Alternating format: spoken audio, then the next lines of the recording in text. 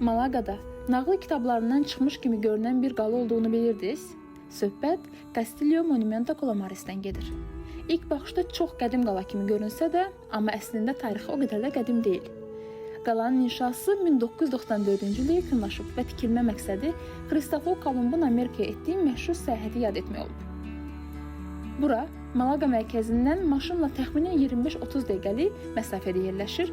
İctimai nəqliyyatla gəlsəz əgər, Malaqadan Cercanías qatarına minib Arroyo de la Miel stansiyasına düşürsüz, sonra isə avtobus və ya taksi ilə rahat şəkildə qalaya gəlmək mümkündür.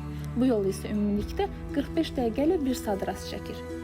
Giriş üçün 3 avro ödəməlisiniz və bileti birbaşa girişdən almaq mümkündür. Əvvəlcədən rezervasiya etməyə məcbur deyilsiniz.